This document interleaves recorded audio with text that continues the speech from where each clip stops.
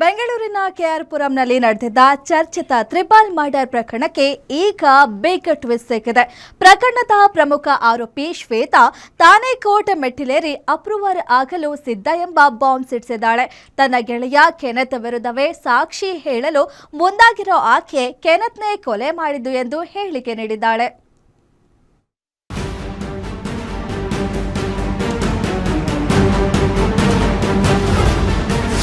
KR Puram triple murder ಕೇಸ್ಗೆ big twist. ಕೊಲೆ ನಡೆದಾಗ ನಾನಿದ್ದೆ, ಆದರೆ ಚಾಕು ಚುಚ್ಚಿದ್ದು ಕೆನೆತ್. ಪ್ರಿಯಕರ ಕೆನೆತ್ ವಿರುದ್ಧವೇ ತಿರುಗಿ ಬಿದ್ದ ಶ್ವೇತಾ. ಕೆಆರ್ಪುರಂನಲ್ಲಿ ನಡೆದಿದ್ದ ಟ್ರಿಪಲ್ ಮರ್ಡರ್ ಕೇಸ್ ಪೊಲೀಸರ ತನಿಖೆ ಚುರುಕುಗೊಂಡಿರುವ ಬೆನ್ನಲ್ಲೇ ಆರೋಪಿ ಶ್ವೇತಾ ಕೋರ್ಟ್ಗೆ ಸಲ್ಲಿಸಿರುವ ಅರ್ಜಿ ಈಗ ಭಾರೀ ಸಂಚಲನ ಮೂಡಿಸಿದೆ. ಕೊಲೆ ನಡೆದ ಸಂದರ್ಭದಲ್ಲಿ ನಾನು ಆ ಸ್ಥಳದಲ್ಲಿದ್ದೆ ಎನ್ನುವುದು ನಿಜ, ಆದರೆ ನಾನು ಯಾರನ್ನೂ ಚಾಕುವಿನಿಂದ ಚುಚ್ಚಿ ಕೊಲೆ ಮಾಡಿಲ್ಲ. ಕೊಲೆ ಮಾಡುವ ತೀರ್ಮಾನ ತಳೆದಿದ್ದು ಮತ್ತು ಕೃತ್ಯ ಎಸಗಿದ್ದು ನನ್ನ ಗೆಳೆಯ ಕೆನೆತ್ ಎಂದು ಶ್ವೇತಾ ತನ್ನ ಅರ್ಜಿಯಲ್ಲಿ ಅತ್ಯಂತ ಸ್ಪಷ್ಟವಾಗಿ ಉಲ್ಲೇಖಿಸಿದ್ದಾಳೆ. ತಾನು ನೇರವಾಗಿ ಕೊಲೆಯಲ್ಲಿ ಭಾಗಿಯಾಗಿಲ್ಲದ ಕಾರಣ ಈ ಪ್ರಕರಣದಲ್ಲಿ ಅಪ್ರೂವರ್ ಅಂದರೆ ಸರ್ಕಾರಿ ಸಾಕ್ಷಿ ಆಗಲು ನಾನು ಸಿದ್ಧಳಿದ್ದೇನೆ. ಹೀಗಾಗಿ ನನ್ನ ಮನವಿಯನ್ನ ಪುರಸ್ಕರಿಸಬೇಕು ಎಂದು ಆಕೆ ನ್ಯಾಯಾಲಯಕ್ಕೆ ಕೇಳಿಕೊಂಡಿದ್ದಾಳೆ.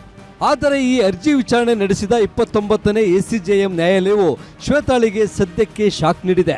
ಪ್ರಕರಣದ ತನಿಖೆ ಇನ್ನೂ ಪ್ರಗತಿಯಲ್ಲಿದೆ. ಚಾರ್ಜ್ ಶೀಟ್ ಸಲ್ಲಿಕೆಯಾದ ನಂತರವೇ ಈ ಬಗ್ಗೆ ಅರ್ಜಿ ಯಾಕೆ ಎಂದು ತಿಳಿಸಿರುವ ಕೋರ್ಟ್ ಸದ್ಯಕ್ಕೆ ಆ ಅರ್ಜಿಯನ್ನ ಇತ್ಯರ್ಥಪಡಿಸಿದೆ.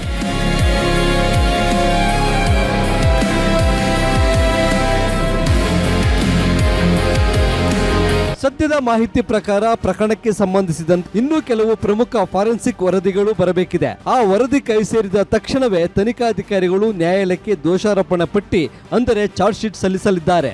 ಪೊಲೀಸರು ಚಾರ್ಜ್ ಶೀಟ್ ಸಲ್ಲಿಸಿದ ಬಳಿಕವಷ್ಟೇ ಶ್ವೇತಾಳ ಈ ಅಪ್ರೂವರ್ ಅರ್ಜಿ ಯಾವ ಹಂತ ತಲುಪಲಿದೆ, ಕೋರ್ಟ್ ಇದಕ್ಕೆ ಸಮ್ಮತಿ ನೀಡಲಿದೆಯೇ ಎಂಬುದು ನಿರ್ಧಾರವಾಗಲಿದೆ.